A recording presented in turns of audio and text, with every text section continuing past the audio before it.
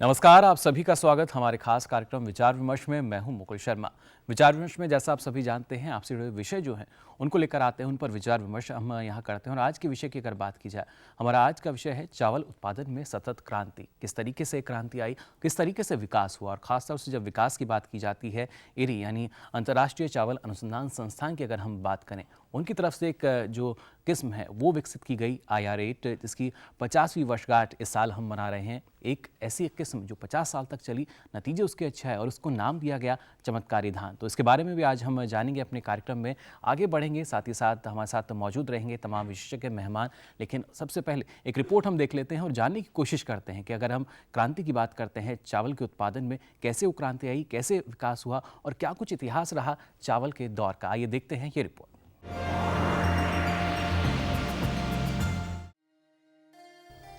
Doctor Swaminathan ने गेहूं के साथ ही धान की पैदावार बढ़ाने की चुनौती का सफलतापूर्वक समाधान किया। धान की भी देसी लंबी किस्में अधिक उर्वरक देने पर गिर जाती थीं। स्वामीनाथन ने भारत में पहला काम कटक में धान में ही किया था और मसूरी के साथ साथ ADT 27 नामक किस्म का चयन किया। इसे किसानों ने पसंद किया और रेडियो से इसकी खबर लगने के कारण इसका नाम रेडियो राइस रख दिया। पूसा इंस्टीट्यूट में आने के बाद डॉक्टर स्वामीनाथन ने धान में भी शटल ब्रीडिंग शुरू कर दी। इसके अंदर धान की एक पीढ़ी पूसा नई दिल्ली में खरीफ में और दूसरी अदुतुराई में तमिलनाडु में रबी में उगाई जाती। इस तरह कन्नगी नामक किस्म जारी की गई जो उस समय बड़ी लोकप्रिय हुई। सन 1965 में बासमती 370 को मादा के रूप में इस्तेमाल करके ताइचुंग नेटिव 1 के साथ बैक क्रॉस ब्रीडिंग का कार्यक्रम शुरू किया गया। इसी से आगे चलकर पूसा बासमती नामक बौनी किस्म निकाली, जिसने अधिक पैदावार देकर किसानों का मन मोह लिया। उत्तर पूर्व भारत से धान की किस्में इकट्ठी करने पर अभियान चलाया गया और 7000 से अधिक वंशक्रम संग्रहित किए गए।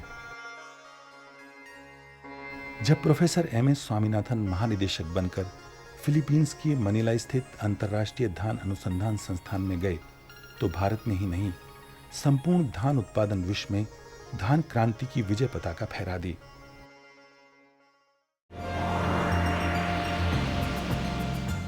तो ये रिपोर्ट आपने देखी और जाना किस तरह का इतिहास रहा है चावल का भी, धान का भी।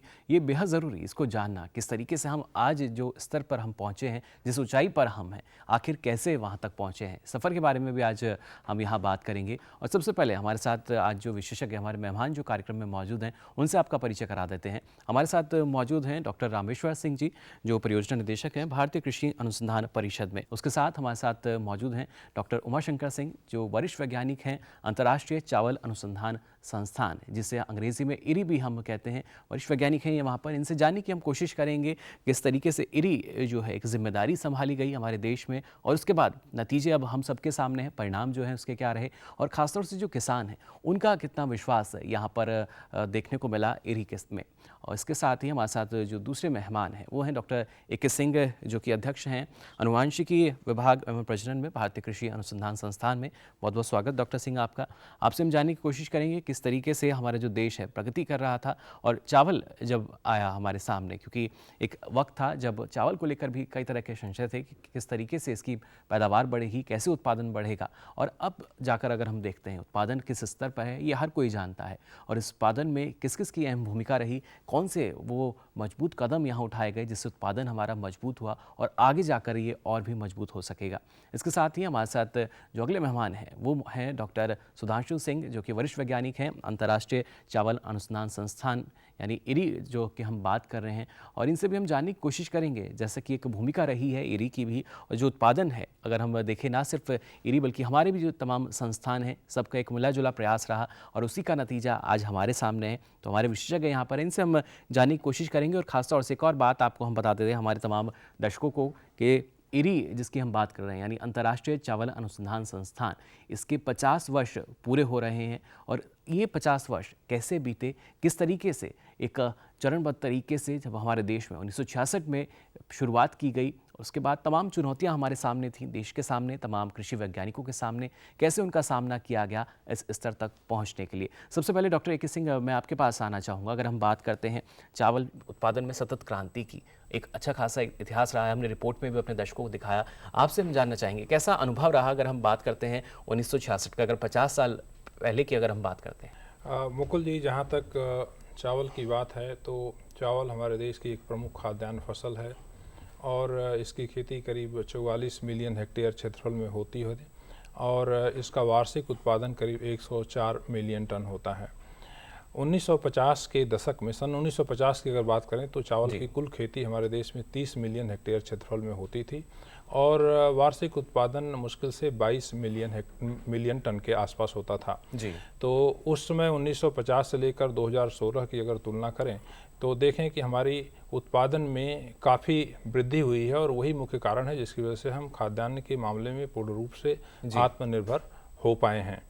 और इसमें जो हमारे नीति निर्धारक रहे उनकी बहुत महत्वपूर्ण भूमिका रही है। मैं बताना चाहूँगा कि सबसे पुराना जो चावल के ऊपर अनुसंधान केंद्र सन 1911 में ढाका में खोला गया। उसके बाद कोयम्बतूर में एक पैडी ब्रीडिंग स्टेशन, उसकी स्थापना सन 1912 में की गई और इसके बाद नगीना में, जो कि उत्तर प्रदेश में स्थित है, वहाँ पे एक चावल अनुसंधान केंद्र, कानपुर में कालाशाह काकू पाकिस्तान, जो कि अविभाजित भारत के हिस्से थे। तो चावल अनुसंधान की दिशा में शुरू से ही काफ़ी अच्छे प्रयास रहे और सन 1946 में केंद्रीय चावल अनुसंधान संस्थान, जिसे अब हम राष्ट्रीय चावल अनुसंधान संस्थान के नाम से जानते हैं, इसकी स्थापना कटक में की गई और 1965 में हमारे एक और संस्थान जो हैदराबाद में है, जिसको हम अखिल भारतीय चावल अनुसंधान समन्वयन परियोजना के नाम से इसकी शुरुआत की गई थी और आज उसे हम भारतीय चावल अनुसंधान संस्थान के नाम से जानते हैं। तो इन संस्थानों की बहुत बड़ी भूमिका रही। बिल्कुल, बहुत बड़ी भूमिका और योगदान हम कह सकते हैं, जैसा आप लगातार हमें बता रहे हैं। यहाँ डॉक्टर रामेश्वर सिंह, आपसे भी हम जानना चाहेंगे, जैसा डॉक्टर ए के सिंह ने कहा कि जो उस वक्त नीति निर्धाता थे, उन्होंने एक सोच रही, एक सकारात्मक सोच के सहारे वो चले, किस तरीके से पैदावार बढ़ानी, और वाकई उस वक्त काफ़ी चुनौतियाँ रही होंगी उनके सामने भी। चावल की जो महत्व है वो सबको दिखाई पड़ता है दूर से, और ख़ास तौर से जो हमारा एशिया का क्षेत्र है, साउथ एशिया, जिसमें भारत का एक अहम हिस्सा है जी, इसमें तो इसका इम्पोर्टेंस को ज़्यादा कहने की ज़रूरत नहीं है, सभी को ये विदित है। तो जो सरकारें जो भी रही, चाहे ब्रिटिश सरकार रही, चाहे हमारी अपनी सरकार रही जी, उन्हें ये अच्छी तरह मालूम था कि धान को महत्व देंगे, इसको उत्पादन को महत्व देंगे, तभी देश की आर्थिक स्थिति और खाद्यान्न की जो आपूर्ति है जी, उन दोनों का फ़ायदा पहुंचेगा। तो ये तमाम संस्थान और ये प्रयास उसी समय शुरू हुए और आज़ादी के बाद इनको बहुत अच्छे तरीके से आगे ले जाया गया और इसी में अंतर्राष्ट्रीय सहयोग भी प्रारंभ हुआ, जिसमें इरी का काफ़ी अच्छा रोल रहा और इरी के साथ में भारत का सहयोग भी बहुत उल्लेखनीय रहा। तो ये हम इतना उत्पादन स्तर तक जा पाए हैं जी, और आगे इसमें काफ़ी सारी और चीज़ें आ रही हैं कि चावल को हम कहते हैं कि इसमें पानी की बहुत ज़्यादा आवश्यकता है जी, या इसमें जैसे आजकल डायबिटीज़ वगैरह की बात भी लोग करते हैं जी, या हमारे यहाँ ख़ास तौर से बासमती के ऊपर बहुत अच्छा काम हो रहा है। बिल्कुल, बासमती का तो एक अपना क्षेत्रीय बहुत ज़्यादा मूल्य है और इसकी बहुत डिमांड है पूरे विश्व में। कुछ इलाकों में तो ख़ास तौर से इसको बहुत ज़्यादा मांग है और हम इसके बहुत बड़े निर्यातक भी बन गए। बिल्कुल, बहुत बड़े निर्यातक देखिए आज के समय में हम बन चुके हैं। लेकिन यहाँ पर डॉक्टर ए के सिंह, जैसा आपने हमें बताया कि 1911 से लगभग एक सफ़र जो शुरू हुआ, सबसे पहला जो एक संस्थान इस सोच के तहत खोला गया कि किस तरीके से हमें धान यानी चावल जो है उसका उत्पादन बढ़ाना है, और अब जाकर हम देखते हैं लगभग 1965 तक का आपने एक जो सफ़रनामा रहा वो हमें बताया। लेकिन अगर हम बात करें खासतौर से आज़ादी के बाद से किस तरह के जो प्रयास हैं वो किए गए। मुकुल जी, एक और बात मैं इससे पहले कि मैं आपकी बात पे आऊँ जोड़ना चाहूँगा कि इसी श्रृंखला में सन 1960 में अंतर्राष्ट्रीय चावल अनुसंधान संस्थान, जो कि लास बनियोस मनीला के पास फिलीपींस में स्थित है, उसकी स्थापना की गई जी, और उसके बारे में विस्तार में जानकारी जो हमारे अंतर्राष्ट्रीय चावल अनुसंधान संस्थान से सहयोगी हैं वो बताएंगे और बहुत महत्वपूर्ण भूमिका इसकी रही जी। जो चावल की किस्मों के विकास की बात अगर करें तो उसमें सन 1900 पहले तो जो पीरियड था स्वतंत्रता प्राप्ति से पहले का जो समय था जी। उस समय चुनाव के द्वारा नई नई किस्मों का विकास किया गया। उसमें डॉक्टर टी.आर. मेहता हुआ करते थे कानपुर में, जिन्होंने प्योर लाइन सिलेक्शन, शुद्ध वंशक्रम चयन जिसको हम कहते हैं, उसके माध्यम से बहुत सारी किस्में उनका विकास किया, जिसमें से टाइप 3 एक प्रमुख किस्म थी। नगीना 22 एक बहुत अच्छी किस्म थी जिसका कि अब अंतर्राष्ट्रीय स्तर पर प्रयोग किया जा रहा है। इस तरह की किस्मों का विकास किया गया। सन 1950 की शुरुआत में एक इंडिका जैपोनिका संकरण परियोजना की शुरुआत जो है विश्व खाद्य संगठन के माध्यम से की गई और उस परियोजना के भी काफ़ी अच्छे परिणाम मिले। उसमें से महसूरी नाम की एक किस्म और एक किस्म ADT 27, इन 2 किस्मों का विकास किया गया जिनकी की बहुत बड़ी महत्वपूर्ण भूमिका रही। और फिर इसके बाद शुरुआत हुई चावल में हरित क्रांति की और उसकी नींव रखी गई अंतर्राष्ट्रीय चावल अनुसंधान संस्थान में IR8 किस्म के विकास से, जिसकी स्वर्ण जयंती 50 वर्ष पूरे होने का समय हम आज मना रहे हैं। और इस अवसर पर मैं अनुरोध करूंगा कि डॉक्टर उमाशंकर सिंह इसके बारे में ज़्यादा जानकारी देंगे। बिल्कुल डॉक्टर उमाशंकर जी, आपसे भी हम जानना चाहेंगे, जैसा यहाँ डॉक्टर AK सिंह ने हमें बताया कि एक महत्वपूर्ण भूमिका रही संस्थान की, अंतर्राष्ट्रीय चावल अनुसंधान संस्थान की, किस तरह की स्थिति थी उस वक्त में? हालांकि अब तो काफ़ी बदलाव आ चुका है, उस वक्त क्या स्थिति थी और हमारे जो संस्थान में यानी हमारे विशेषज्ञ हैं तमाम चुनौतियां उनके सामने भी रही होंगी? अंतर्राष्ट्रीय धान अनुसंधान केंद्र की स्थापना 1960 में हुई थी फिलीपींस के अंदर जी। और इस केंद्र का जो मेजर मैंडेट था कि दुनिया में, क्योंकि धान केवल इंडिया के लिए इम्पोर्टेंट नहीं है जी, टोटल धान प्रोडक्शन का 90% धान जो है एशिया में प्रोड्यूस होता है, 87% धान उसका कंज्यूम होता है एशिया में, और पूरे वर्ल्ड की पॉपुलेशन का 2/3 हिस्सा जो है काफ़ी धान के ऊपर डिपेंडेंट है। तो इस चीज़ को ध्यान में रखते हुए ये संस्थान की स्थापना हुई थी कि ये संस्थान का शुरू से ही ये प्रयास रहा है कि अलग अलग देशों के साथ मिल करके नई नई टेक्नोलॉजीज ईजाद की जाएं जिससे राइस का प्रोडक्शन बढ़ाया जा सके।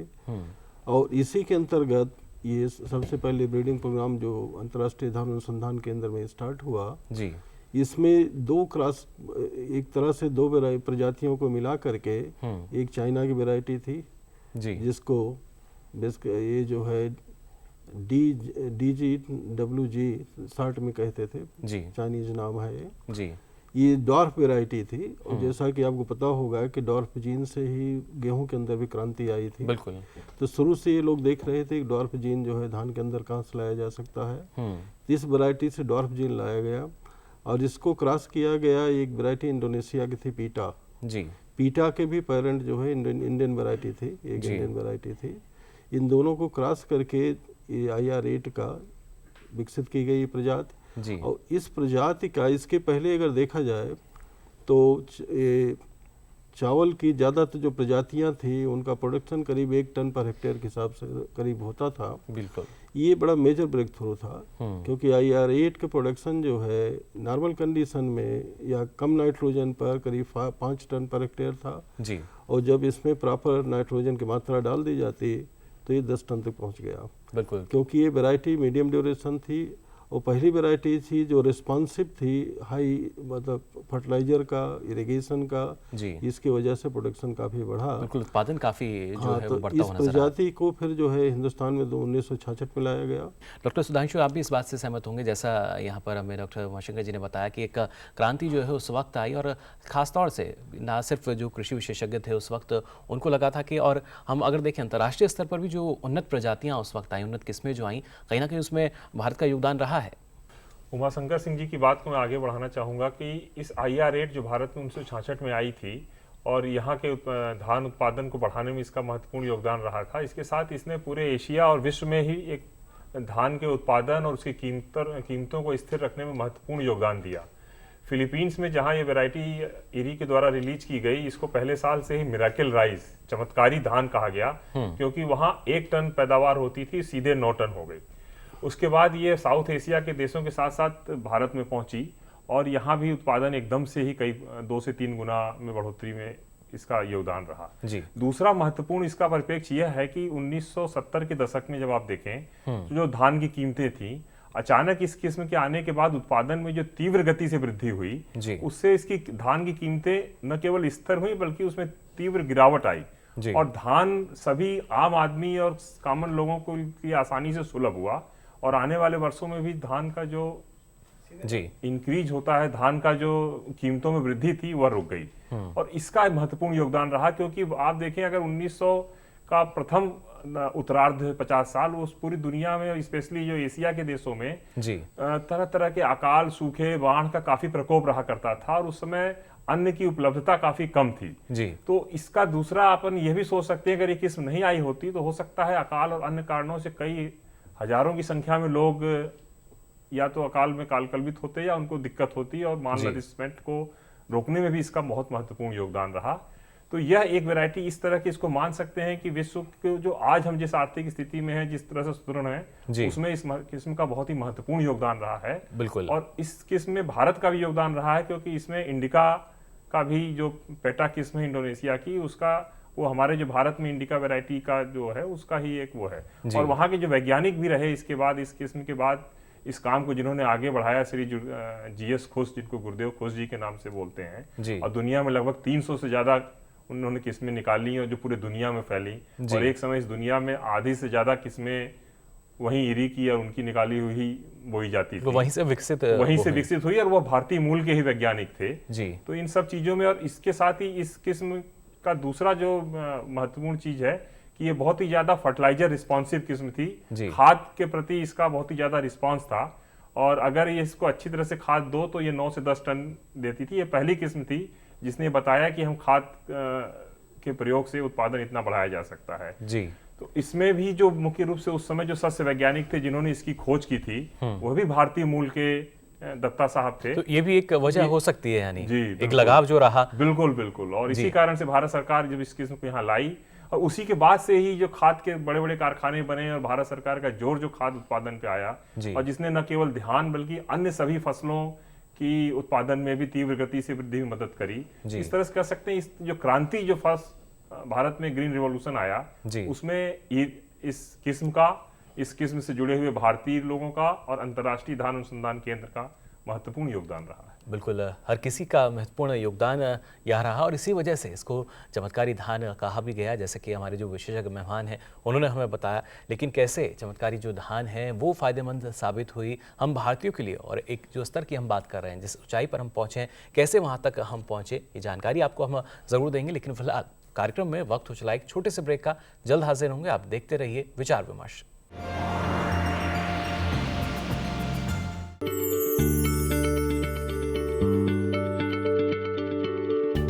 क्या आप किसी बीमारी से परेशान हैं? चाहते हैं डॉक्टर की सलाह? तो हम हैं आपके साथ, बताएंगे आपको जीने की राह। समस्याएं आपकी, समाधान देश के मशहूर विशेषज्ञों के। घर बैठे बात करें देश के जाने माने डॉक्टरों से। हर शनिवार शाम 6 बजे से 7 बजे तक फोन कर डॉक्टरों से करिए सीधी बात हमारे लाइव प्रोग्राम स्वस्थ किसान में। हमारा टोल फ्री नंबर है 1800-113060। हर गांव पर नजर, हर तकनीक पर पकड़, खबर मौसम की हो या हो हाट बाजार, दिखाएंगे देश की प्रमुख हलचल और खेती किसानी से जुड़ी हर बात।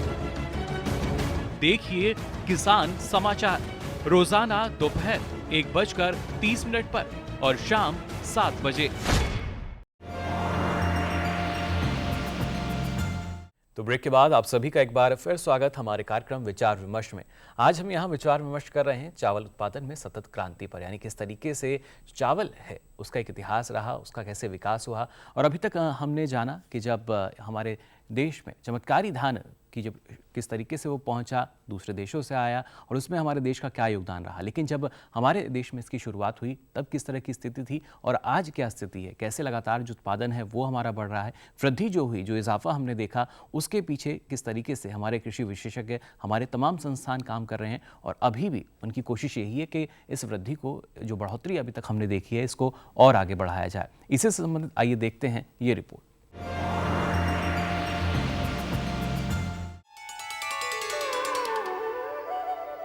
धान एक जीवनदायिनी फसल, सांस्कृतिक धरोहर का प्रतीक।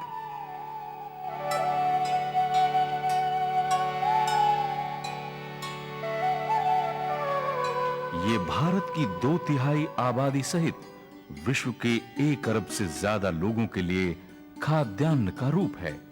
धान की खेती आज भी ग्रामीण क्षेत्रों में रोजगार और आजीविका का प्रमुख स्रोत है। विश्व के दूसरे सबसे बड़े धान उत्पादक के रूप में उभरे भारत देश में कुल खाद्यान्न उत्पादन का 40% योगदान धान के रूप में है।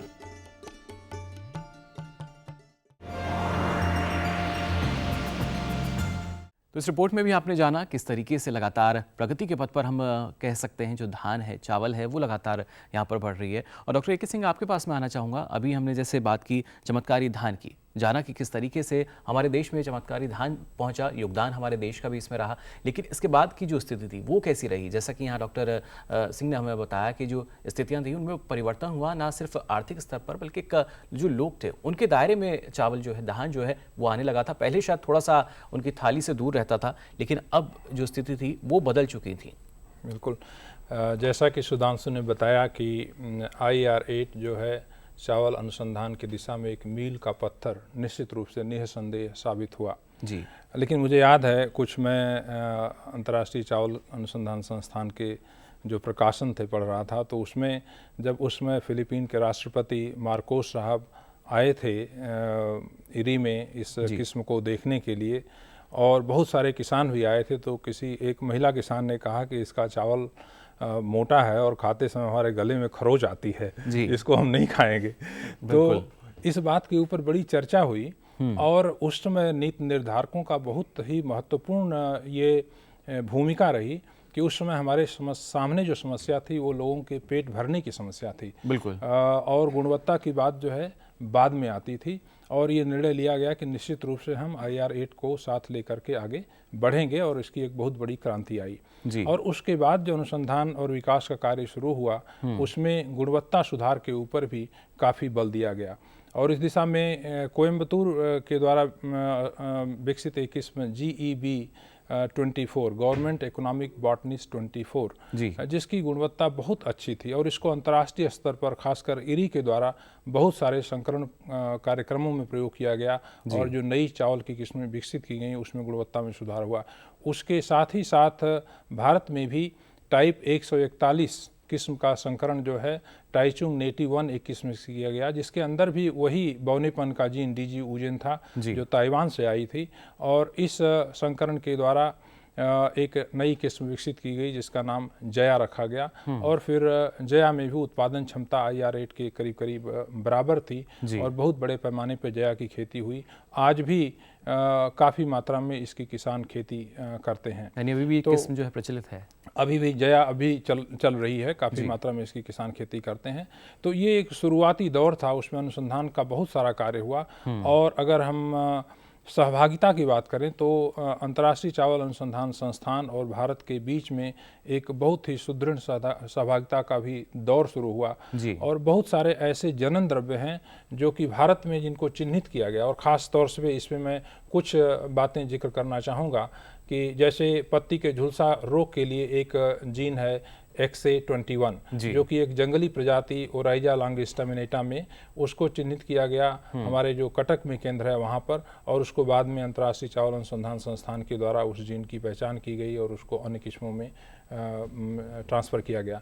उसी के साथ ही साथ केरला में एक जो हमारा खारा पानी है उसमें होने वाली किस्म पोखाली होती है, तो पोखाली में एक जीन की पहचान की गई साल्टाल, तो वह भी जो है उसका जो विस्तृत अध्ययन जो है अंतर्राष्ट्रीय चावल अनुसंधान संस्थान में हुआ। उसी तरह से जो एक किस्म FR13A, जिसके अंदर की पानी के अंदर अगर 12 से लेकर के 15 दिन तक रोपाई के बाद धान डूबा रहता है जी। तो भी वो किस्म मरती नहीं थी, और उसके जीन की पहचान अंतर्राष्ट्रीय चावल अनुसंधान संस्थान में की गई और फिर उसको बहुत सारी किस्मों में स्थानांतरित किया गया, और एक बहुत बड़ा योगदान ये अंतर्राष्ट्रीय चावल अनुसंधान संस्थान का हुआ, जो कि सहभागिता के माध्यम से संभव हो पाया। उसी तरह से नॉर्थ ईस्ट से एक किस्म कसालत है, जिसके अंदर की पपवन एक जीन है, जो कि अगर फास्फोरस की कमी है ज़मीन के अंदर और वहाँ पे उत्पादन फिर भी आप अधिक लेना चाहते हैं, तो कसालत के अंदर एक ऐसे जीन की पहचान की गई जिसके द्वारा कि हम इसको फास्फोरस की कमी होने की अवस्था में भी हम अधिक उत्पादन ले सकते हैं। जैसा कि आप जानते हैं फास्फोरस एक सबसे महंगा जो उर्वरक है, तो इसकी मात्रा हम कम उपयोग करके अधिक पैदावार ले सकते हैं। तो ये कुछ बहुत मूलभूत जो है योगदान राष्ट्रीय जो कार्यक्रम थे उनके रहे। उसी तरह से नगीना 22 किस्म का मैंने जिक्र किया, अंतर्राष्ट्रीय चावल अनुसंधान संस्थान के द्वारा उसमें सूखे प्रतिरोधी क्षमता के लिए जो जीन है उसकी पहचान की गई है और इसको बहुत सारी किस्मों में स्थानांतरित किया जा रहा है। अलग अलग किस्में जो हैं वो यहाँ पर देखिए अब विकसित हो चुकी हैं और यही पूरा सफ़र रहा अगर हम जिसकी लगातार बात कर रहे हैं। डॉक्टर रामेश्वर सिंह, आपसे भी हम जानना चाहेंगे, जैसा सहभागिता की बात कही जा रही है, फिर चाहे हम इरिक की बात करें, खासतौर से अगर हम बात करते हैं भारतीय कृषि अनुसंधान संस्थान की, किस तरीके से एक दोनों ने मिलकर सहभागिता जो इनकी रही और उसके जो परिणाम थे शुरुआत में कैसे रहे? इंटरनेशनल राइस रिसर्च इंस्टीट्यूट और ICAR जी, इन दोनों का जो सहयोग रहा है वो बहुत अनुकरणीय है। एक बहुत अच्छा उदाहरण है पूरे विश्व में अनुसंधान के लिए कि किस तरह से आपस में तालमेल के साथ काम करेंगे तो सबको लाभ मिलेगा। जी, इसमें जो कई समझौते किए गए और बाकी साथ वाले पड़ोसी देशों को भी साथ में लिया गया, जिनमें बांग्लादेश भी है और दूसरे देश भी हैं। बिल्कुल। और क्योंकि वहाँ भी धान का महत्व बहुत ज़्यादा है और खेती भी बहुत अच्छे काफ़ी क्षेत्र में खेती की जाती है। इसमें हमारे यहाँ से काफ़ी वैज्ञानिकों ने भी योगदान दिया, जिन्होंने मनीला में फिलीपींस में काम किया है, इरी में। दिलबाग सिंह जी अठवाल, प्रोफेसर स्वामीनाथन जी और डॉक्टर गुरुदेव खुश, ये कुछ प्रोमिनेंट नाम हैं जिन्हें पूरी दुनिया में ख्याति प्राप्त हुई वहाँ काम करते हुए जी। और इससे जो जर्म प्लाज्म और जैसा A.K. सिंह साहब ने बताया, अभी बहुत सारे जीन चिन्हित किए गए और उनको उपयोग में लाया गया सुधार के कार्यों में। तो ये सिर्फ उत्पादन में ही नहीं, जो स्ट्रेस होते हैं तरह तरह के, जैसे ज़्यादा नमक है पानी में या कोई ख़ास बीमारियां हैं जिनको रोकथाम में मदद मिलती है, जेनेटिक रूप से ही वो रेजिस्टेंस उसमें आ जाता है। तो इस तरह से इस कार्य को मिलजुल कर बढ़ाया गया और कई प्रोजेक्ट नए नए शुरू किए गए जिनकी डिटेल हमारे सहयोगी देंगे।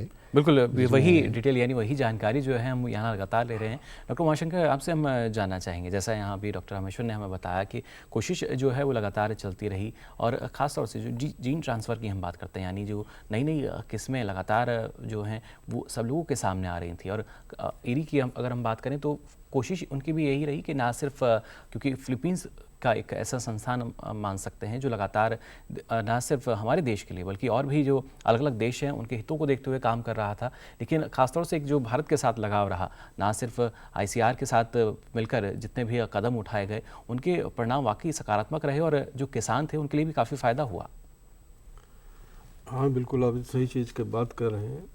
जहाँ तक अंतर्राष्ट्रीय धान अनुसंधान केंद्र का सवाल है, रिसर्च के साथ साथ जो उनका बहुत बड़ा एक तरह से योगदान रहा है, जैसे डॉक्टर A.K. सिंह ने बताया कि पूरी दुनिया के वैज्ञानिकों को एक टीम की तरह प्रयोग में लाना। जैसे हिंदुस्तान के अंदर चूँकि राइस रिसर्च काफ़ी पहले से काफ़ी अच्छे थे जी, इसलिए हिंदुस्तान के साथ इनका एक तरह से कोलैबोरेशन जो है बड़ा स्पेशल टाइप का था हमारा, यानी हम उस स्तर पर थे कि हाँ हाथ जो है वो मिला सकता है, एक साथ काम किया जा सकता है। तो ऐसा नहीं कि इरी ने ही सब कुछ किया जी, ये सब मिल करके एक इंटरनेशनल कम्युनिटी ऑफ जो राइस के वैज्ञानिक थे, इन्होंने मिलकर सब कुछ काफ़ी कुछ किया, इसीलिए कि राइस के अंदर रिसर्च जो है इतनी तेज़ी से आगे बढ़ पाई। और जैसा कि उन्होंने बताया कि हम लोग अभी भी ये प्रोग्राम चलाते हैं कि पूरी दुनिया की जो अच्छी अच्छी प्रजातियां हैं उनको इकट्ठा करते हैं जी, और बाकी देशों के साथ उनको हम लोग शेयर करते हैं। जिससे जिसके यहाँ जो भी अच्छा परफॉर्मेंस देती है उसको लोग आगे बढ़ाते हैं। जी एक बड़ा महत्वपूर्ण अभी भी काम है ये का ये जी कि हम लोग इस तरह से टेक्नोलॉजीज को सभी देशों से, करीब 65 देशों से हम लोग शेयर करते हैं। तो इसलिए एक देश के कई ऐसी टेक्नोलॉजी जो है जो भारतीय वैज्ञानिकों ने यहाँ की वेराइटीज जो थी वो दूसरे देशों में प्रचलित की गई, उसमें एक अंतर्राष्ट्रीय धान अनुसंधान संस्थान एक माध्यम के तौर पे काम किया जी। और एक बड़ा, जैसे डॉक्टर ए.के. सिंह ने मेंशन किया, एक मैं एग्जांपल देना चाहूँगा कि अपने हिंदुस्तान में एक बहुत पॉपुलर वैरायटी थी स्वर्णा जी। और ये वैरायटी बहुत अच्छी पैदावार की है, गुणवत्ता इसकी अच्छी है और काफ़ी और भी इसके अंदर उपयुक्त जो हैं इसके अंदर ट्रेट्स हैं। तो इसके अंदर एक ही सबसे बड़ी समस्या थी कि अगर ये 5-6 दिन से ज़्यादा पानी में डूब जाए तो ख़त्म हो जाती थी। बिल्कुल, ये भारतीय वैरायटी है पूरी तरह से। और इसके साथ साथ जो है, जैसे इन्होंने कहा कि FAR 13A एक तरह से लैंड रेस थी जिसमें कि क्षमता थी कि बाढ़ के अंदर भी अगर 15 से 20 दिन डूबी भी है तभी वे अच्छी परफॉर्म करती थी। बिल्कुल, यानी इनके जो परिणाम है तभी हमें बेहतर मिल सकते थे। लेकिन इसमें खराबी क्या थी, इसके पैदावार बहुत कम थी जी। चावल की क्वालिटी जो है बहुत पुअर थी। तो इसको अंतर्राष्ट्रीय धान अनुसंधान संस्थान ने इससे सबोन जीन चिन्हित किया और उसको जो है स्वर्णा के अंदर और बाकी जो मेगा वैरायटी हैं, बड़ी पॉपुलर वैरायटी साउथ एशिया और साउथ ईस्ट एशिया के, उसके अंदर डाला। और फिर स्वर्णा सबोन जो है जिसको स्वर्णा के अंदर जिसमें जीन डाला गया था उसको हमने हिंदुस्तान के वैज्ञानिकों से फिर दोबारा शेयर किया। इन लोगों ने इसको पूरी तरह से एक तरह से उसका टेस्ट किया जी। और फिर ये स्वर्णा सबोन के नाम से इंडिया में रिलीज हुई। बिल्कुल, भारत में यानी देखिए किस तरीके से ये कोलैबोरेशन इस टाइप का है जी। तो ये स्वर्णा वैरायटी जो रिलीज थी केवल एक स्टेट से, आंध्र प्रदेश से। स्वर्णा सबोन 5 कंट्री से रिलीज हो चुकी है जी। तो इस तरह से कोलैबोरेशन जो है इन्होंने इंटरनेशनल रिसर्च का एक प्लेटफॉर्म दिया, यानी इस तरीके से अंतर्राष्ट्रीय धान अनुसंधान एक साझेदारी जो है वो चलती रही अंतर्राष्ट्रीय स्तर पर, अंतर्राष्ट्रीय मंच पर। आप सोच सकते हैं किस तरीके से साझेदारी चली। डॉक्टर सुधांशु, आपसे भी मैं जानना चाहूँगा, जैसा आपने कहा कि किसानों के हितों का ख्याल रखा गया और उस वक्त अगर बात की जाए चुनौतियाँ तमाम थी, लेकिन जो हमारे किसान उस वक्त धान की खेती करते थे किस तरीके से प्रमुख रूप से उनके सामने जो कुछ समस्याएं रहती थी कैसे उनका समाधान किया गया? निश्चित रूप से धान आप देखिए, अगर ऐतिहासिक रूप से देखा जाए चाहे एशिया में या कहीं भी, तो ऐसी जगहों पे लगाया गया जहाँ के लोग धान एक तरह से गरीबों का खाद्य पदार्थ मांगा गया है। तो जो किसान भी जो धान की खेती करते थे उन्हें रिसोर्स पुअर या ज़्यादातर ऐसे किसान थे जिनके पास क्षमता कम हुआ करती थी जी। और IR8 मिरेकल राइस चमत्कारिक धान के पहले तक उसमें खाद और इनकी भी जरूरतें कम हुआ करती थी। इस किस्म के आने के बाद से ये साबित हुआ कि अगर अच्छी तरह से हम उसमें खाद डालें और उन्नत शस्य क्रियाओं के द्वारा इसे अपनाया जाए तो ये 10 टन तक भी उपज दे सकता है।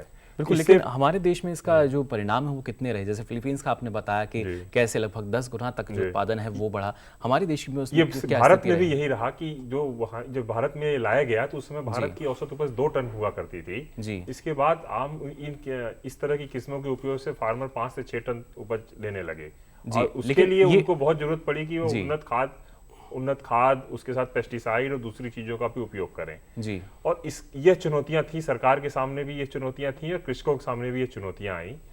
भारत सरकार के अथक परिश्रम से और जो भारत में जो संस्थाएं हैं, चाहे ICR हो, चाहे भारत के विभिन्न स्टेट्स में जो दूसरे यूनिवर्सिटियां और इनके जो ऑर्गेनाइजेशन थे जी, इन्होंने त्वरित रूप से उन्नत शस्य क्रियाएं इन किस्मों को सपोर्ट करने के लिए या इन किस्मों को के साथ समन्वय बनाने के लिए उन शस्य क्रियाओं का पूरा विकास किया। किसानों तक उनको राज्य सरकारों के माध्यम से जो कृषि विभाग है उनके माध्यम से पहुंचाया गया ताकि इन किस्मों का पूरा लाभ किसानों को मिल सके। अन्यथा केवल किस्म अपने आप में बहुत अच्छी उपज नहीं दे सकती है जब तक कि किसानों को उसको कैसे बोया जाए, कैसे उसमें क्या चीजें, पूरी जानकारी जो है किसानों को ना मिल पाए। उसके लिए मैं भारत सरकार, भारत की जो संस्थाएं हैं और उनको पूरा साधुवाद देना चाहूंगा कि अंतर्राष्ट्रीय धान अनुसंधान संस्थान के साथ साथ एक व्यापक कार्यक्रम चलाकर उसको किसानों तक पहुंचाया गया। और वर्तमान में भी मैं आपको बताना चाहूंगा कि अंतर्राष्ट्रीय धान अनुसंधान केंद्र, अंतर्राष्ट्रीय चावल अनुसंधान केंद्र कई तरह के प्रोजेक्ट इन ICR के जो विभिन्न राज्यों में संस्थान हैं, जो विभिन्न कृषि विश्वविद्यालय हैं, उनके साथ इस बात के कई प्रोजेक्ट चला रहा है जिससे इन उन्नत किस्मों का की पूरी क्षमता से किसान उसका लाभ ले सकें, किसानों तक ये चीज़ें पहुंचाई जा सकें। बिल्कुल, लेकिन डॉक्टर सुधांशु, वो कौन कौन से प्रमुख क्षेत्र थे जहाँ पे जो उत्पादन हमें ज़्यादा देखने को मिला? क्योंकि अलग अलग किस्में जो हैं अलग अलग क्षेत्र के अनुसार रहती हैं, जलवायु के अनुरूप रहती हैं, तो सबसे ज़्यादा जो बदलाव है, हम कह सकते हैं जो इजाफा बढ़ोतरी हुई, वो किन क्षेत्रों में देखने को मिली हमें उस वक्त? निश्चित रूप से अगर आप प्रथम हरित क्रांति की बात करें तो ये जो हमारे पंजाब, हरियाणा और पश्चिमी उत्तर प्रदेश और उसके साथ हमारे दक्षिण के जो राज्य हैं जी, वहाँ पर ये पहुँचा। एक त्वरित जल्दी से मैं जिक्र करना चाहूँगा, तमिलनाडु का IR8 जब वहाँ पहुँची तो वहाँ इतना प्रचलित हुई कि वहाँ अभी भी उसमें एक पिक्चर में ये पूरा गाना डाला गया IR8 किस्म के ऊपर कि इससे वहाँ के क्या उसको किसानों को फायदा हुआ और उससे उनके सामाजिक उसमें क्या परिवर्तन हुआ, और बहुत प्रसिद्ध वो गाना हुआ तमिलनाडु में। इसलिए हमने उसको चमत्कारी धान नाम भी दे दिया है। तो इसके बाद लगातार ये प्रयास होते रहे और पिछला अभी जो BGRI कार्यक्रम लागू हुआ है उसमें यह जो हरित क्रांति हमारे उत्तर में सीमित रही, इसको अब यह प्रयास किया जा रहा है कि पूरी तरह से पूर्व में ले जाया जाए। बिल्कुल, कैसे यानी इसको बढ़ा सकते हैं हम? जी, अभी भी ध्यान है कि पिछले जब ये BGRI लागू की गई थी तो उस समय लोकसभा में तत्कालीन वित्त मंत्री महोदय ने विशेष रूप से अंतर्राष्ट्रीय धान अनुसंधान संस्थान का उल्लेख किया था नई नई किस्मों को लाने को, और जैसा अभी उमाशंकर सिंह जी ने बताया कि स्वर्णा सबवन, लोकसभा में इस बात का उल्लेख किया गया था कि यह किस्म किस तरह से पूरी दूसरी हरित क्रांति लाने के लिए पूर्वी क्षेत्र में साबित होगी और इसकी भूमिका भी कितनी महत्वपूर्ण होने जा रही है। बिल्कुल, काफ़ी महत्वपूर्ण भूमिका है जिसका आप बता रहे हैं कि उल्लेख लगातार होता रहा। हमने यहाँ भी इसका उल्लेख किया और आगे भी आपको बताएंगे किस तरीके से और चुनौतियाँ हैं और क्या क्या संभावनाएं हैं अब हमारे संस्थानों के सामने, जिससे वो चाहते हैं कि जो पैदावार है सिर्फ एक क्षेत्र तक सीमित ना रहे बल्कि हर जगह से उसी तरह के परिणाम नजर आएँ, यानी हर जगह से बढ़ोतरी हो, पैदावार में इजाफा हो। इस पर आगे हम विचार विमर्श करेंगे, लेकिन यहाँ रुक रहे हैं एक छोटे से ब्रेक के लिए।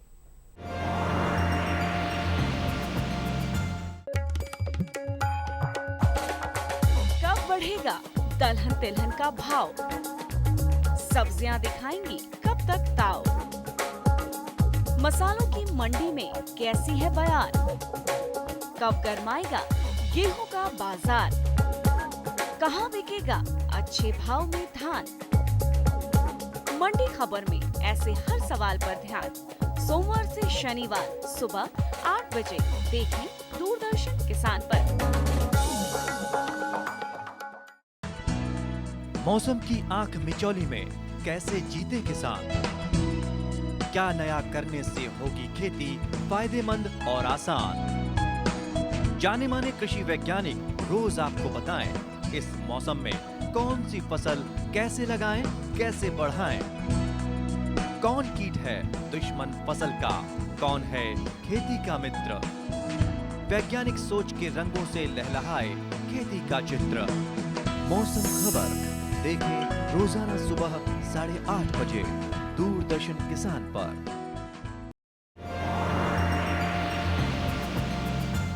तो ब्रेक के बाद आप सभी का एक बार फिर स्वागत हमारे कार्यक्रम विचार विमर्श में।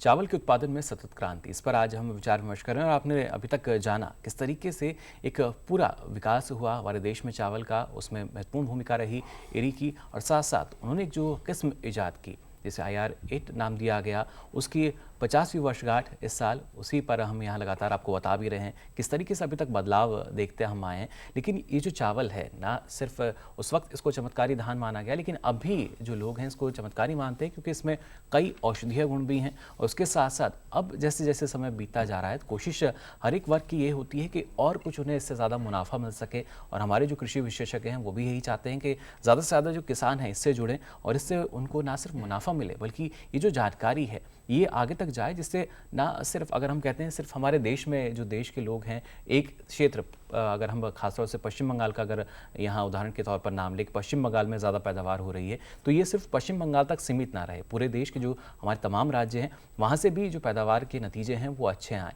और किस तरीके से जो हमारे किसान हैं फ़ायदा इससे उठा रहे हैं, आइए जानते हैं इस रिपोर्ट में।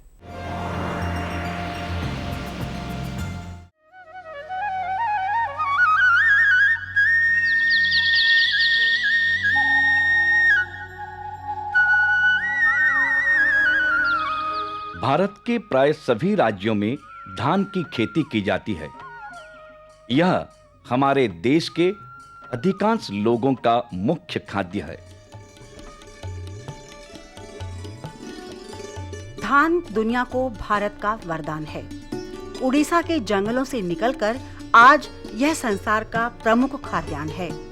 हमारे देश में करीब करीब सभी राज्यों में धान की खेती होती है। इस खेती को जहां एक ओर हमारे किसान परंपरागत तरीकों को अपनाए हुए हैं, वहीं आधुनिक तकनीकों का समावेश भी हमारे कृषि वैज्ञानिकों की सलाह से हो रहा है।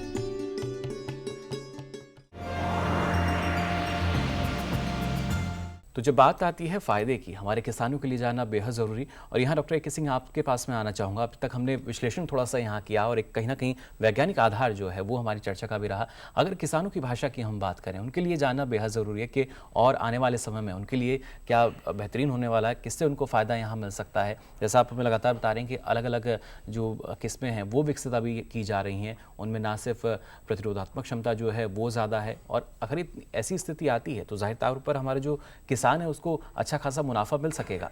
अगर हम क्षेत्रफल के दृष्टिकोण से देखें तो भारत का स्थान चावल में प्रथम स्थान पर आता है जी। उत्पादन की दृष्टि से देखें तो भारत दूसरे नंबर पे आता है चीन के बाद। लेकिन अगर उत्पादकता की दृष्टिकोण से देखें तो भारत का स्थान 61वें स्थान पर आता है पूरे विश्व में जी। जो अभी हमारे लिए चिंता का एक विषय है।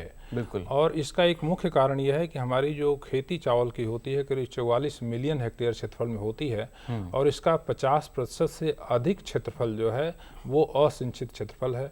उसमें सूखे की समस्या होती है, बाढ़ की समस्या होती है, कुछ में खारे पानी की समस्या होती है। तो इन क्षेत्रों में उत्पादन काफ़ी कम होता है जी।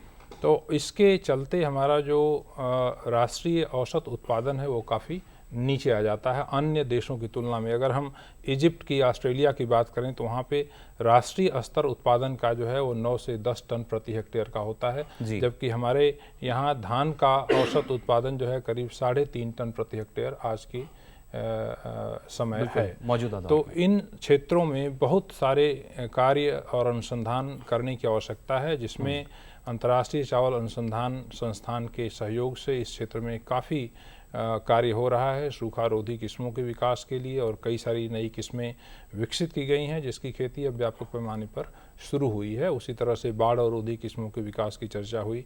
साथ ही साथ जो बीमारियां हैं, धान में बहुत सारी बीमारियां आती हैं और जो बीमारियां पहले नहीं आती थी अब वो बीमारियां आने लगी हैं। उसी पे लागत भी हमारे किसानों की बढ़ती है काफ़ी, और हमारा जो वातावरण है वो प्रदूषित होता है, पानी खराब होता है, हवा खराब होती है। तो इन सब सारी चीज़ों को ध्यान में रखते हुए बीमारियों में जैसे पत्ती का झुलसा रोग है, झोंका रोग है, और झूठा कंडुआ रोग है, भूरा धब्बा रोग है, ये प्रमुख बीमारियां हैं। कीड़ों में खासकर जैसे भूरे रंग का फुदका होता है जिसको ब्राउन प्लांट हॉपर बोलते हैं। इस साल इसका काफ़ी प्रकोप जो है पंजाब और हरियाणा में हुआ, और किसानों ने 3-3, 4-4 बार उनको जो है छिड़काव दवाओं का करना पड़ा अपनी फसल को बचाने के लिए। तो अब इन सारी विषयों पर हम बारीकी से अध्ययन कर रहे हैं और ऐसे जनन द्रव्यों का पहचान कर रहे हैं जिनके अंदर ये रोगरोधी कीटरोधी क्षमता पाई जाती है, और कुछ नई तकनीकियों के द्वारा जिसमें कि एक आणविक चिह्निक विधि बोलते हैं मॉलिक्यूलर ब्रीडिंग, उसके माध्यम से इन जो कारक हैं अवरोधी क्षमता को प्रदान करने वाले उनको हम अपनी नई किस्मों में स्थानांतरित कर रहे हैं। तो इसमें अंतर्राष्ट्रीय चावल अनुसंधान संस्थान के साथ एक बहुत बड़ी परियोजना जिसका नाम हमने खासकर जो अजैविक कारक हैं जैसे बाढ़ का है या सूखे का है, QTL टू वैरायटी एक परियोजना है जो भारत सरकार के जैव प्रौद्योगिकी विभाग के सहयोग से चल रही है, और उसमें से काफ़ी आशातीत परिणाम प्राप्त हो रहे हैं। बिल्कुल। इसके साथ ही डॉक्टर सिंह जैसा आपने यहाँ जिक्र किया कि जो छिड़काव है वो ज़्यादा होता है उत्पादन शायद बढ़ाने के लिए या रोग और जो कीट हैं उनकी वजह से, लेकिन क्या इस छिड़काव की वजह से जो हम कहते हैं चावल में औषधीय गुण मौजूद हैं उनमें कोई कमी नहीं आती? देखिए, जहाँ तक दवाओं के छिड़काव करने के बाद उनका अवशेष क्या चावल के अंदर रह जाता है, यह एक विषय है जो कि निश्चित रूप से चिंता का विषय है, और इसके लिए मुख्य रूप से हम किसानों को ये सलाह देते हैं कि दवा का छिड़काव किस प्रकार से किया जाए। अच्छी दवा का सही समय पे सही मात्रा में प्रयोग किया जाए, बहुत ज़्यादा मात्रा में उसका प्रयोग नहीं करें, और एक निश्चित अंतराल के बाद ही दवा का प्रयोग करें, ताकि दवा का असर जो है 15 से 20 दिन का होता है। उसके बाद दवा के जो अवयव होते हैं वो टूट करके समाप्त हो जाते हैं। बिल्कुल। तो उनका अवशेष दाने के अंदर नहीं पाया जाता है। तो मुख्य रूप से तो जो सोच हमारी ये है कि जो चावल हम खाने के लिए हमारे प्लेट में आता है वो हर दृष्टिकोण से अच्छा हो, उसमें कोई विषाक्त रसायन न हो, ताकि हमारे स्वास्थ्य को कोई नुकसान नहीं हो। जहाँ तक औषधीय गुणों की बात है, आपने उसके ऊपर चर्चा की, एक बहुत विस्तृत चर्चा अलग से इसके ऊपर की जा सकती है, क्योंकि हमारे देश में बहुत सारी किस्में हैं, खासकर लेकिन कम शब्दों में जानना चाहेंगे क्या इसके गुण हैं औषधीय कुछ हैं किस्में, जैसे खासकर एक नौरा राइस है जिसको कि मेडिसिनल प्रॉपर्टीज के लिए यूज किया जाता है। कुछ किस्में ऐसे हैं जिनमें लो ग्लाइसेमिक इंडेक्स होता है, यानी कि उनको अगर किसी को डायबिटीज से कोई मरीज अगर पीड़ित है तो उन चावल की किस्मों का प्रयोग कर सकते हैं। उसी तरह से चावल को अगर हम उसका प्रसंस्करण ढंग से करें, खासकर जैसे उसीना चावल होता है या पार बॉयल्ड राइस होता है, सेला चावल जिसको बोलते हैं, अगर वो बनाएं तो उसमें जो चावल के अंदर जो शर्करा होती है वो बहुत जल्दी हमारे खून के अंदर नहीं जाती, क्योंकि ऐसे चावल को पकने में काफ़ी समय लगता है और एकाएक शुगर की मात्रा हमारे ब्लड शुगर के अंदर नहीं बढ़ती है। उसी तरह से फायदे यानी हमें मिल सकते हैं। उसी तरह से कुछ हमारे जो पोषक तत्व हैं, खासकर जिंक की बात करते हैं, जो कि हमारे शरीर की बहुत सारी जो प्रक्रियाएं हैं उसमें इसकी आवश्यकता होती है। तो कुछ किस्मों का चयन किया गया है जिसमें जिंक की मात्रा काफ़ी पाई जाती है। प्रोटीन की मात्रा का विकास करके अभी जो हमारा राष्ट्रीय चावल अनुसंधान केंद्र है कटक में, वहाँ से सीआर धान 310 और 311 दो किस्में निकाली गई। प्रोटीन वाली जो किस्में आपने, प्रोटीन की मात्रा 10.3% पाई जाती है, जो कि आमतौर पे मात्रा 7% के आसपास होती है। बिल्कुल, यानी यहाँ मात्रा ज़्यादा हमें प्रोटीन की जो है इस चावल की किस्म में मिल रही है। डॉक्टर रामेश्वर, आपसे हम जानना चाहेंगे, जो उत्पादकता की कमी है, क्या आने वाले समय में हम उससे निजात पा सकेंगे? जो नई वैरायटी विकसित की जा रही हैं उनमें उत्पादकता का एक टारगेट है, उसके साथ साथ दूसरा टारगेट गुणवत्ता और जो न्यूट्रिशनल सिक्योरिटी, बायो फोर्टिफिकेशन एक शब्द हम प्रयोग करते हैं कि उसमें जो न्यूट्रिएंट्स हैं, जो पोषक तत्व हैं, उनकी मात्रा अधिक हो। जैसे सिंह साहब बता रहे थे कि प्रोटीन की मात्रा अधिक हो गई, जिंक की मात्रा अधिक हो गई, यानी खाद्य आयरन की मात्रा अधिक हो गई। सुरक्षा जो उस पर भी ध्यान है, उस पर ध्यान देना बहुत आवश्यक है। हमारे पास अन्न काफ़ी है, लेकिन फिर भी कुपोषण का शिकार काफ़ी लोग होते हैं, क्योंकि वो संतुलित आहार या उनकी जो प्रोटीन और एनर्जी की जो रिक्वायरमेंट है वो एक बैलेंस तरीके से पूरी नहीं हो पाती।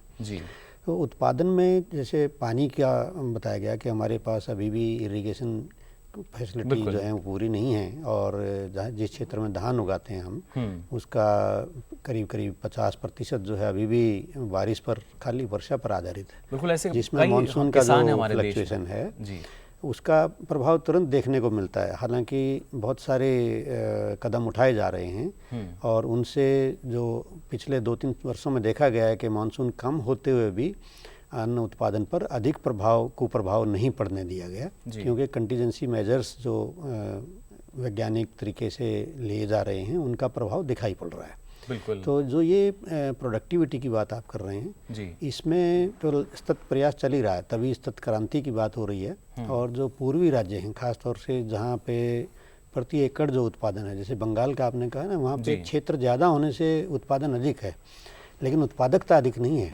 बिल्कुल। तो उधर इस पोटेंशियल को टैप करने का प्रयास चल रहा है कि जो उड़ीसा, बिहार, असम, बंगाल, इनमें जो कमी है, यील्ड गैप इसको हम कहते हैं, इसको पूरा करें और उसी से उसके परिणाम भी आए। परिणाम बहुत अच्छे परिणाम आए हैं जब से ये योजना शुरू हुई है। सुधांशु जी ने बताया था कि किस तरह से लोकसभा में भी चर्चा हुई और इसको कितना महत्व दिया गया। सुधांशु जी, आपसे एक और सवाल मैं यहाँ जानना चाहूँगा, जैसा कि अभी ये डॉक्टर रामेश्वर ने भी हमें यहाँ बताया, अगर हम बात करते हैं उत्पादन और उत्पादकता के अंतर की, और ख़ासतौर से अगर गुणवत्ता को लेकर हम लगातार बात कर रहे हैं, गुणवत्ता है उसमें भी सुधार आना चाहिए, अभी तक कितना सुधार गुणवत्ता की सिर्फ अगर हम बात करें कितना है, और आने वाले समय में और कितना बदलाव इसमें देखने को मिलेगा हमें?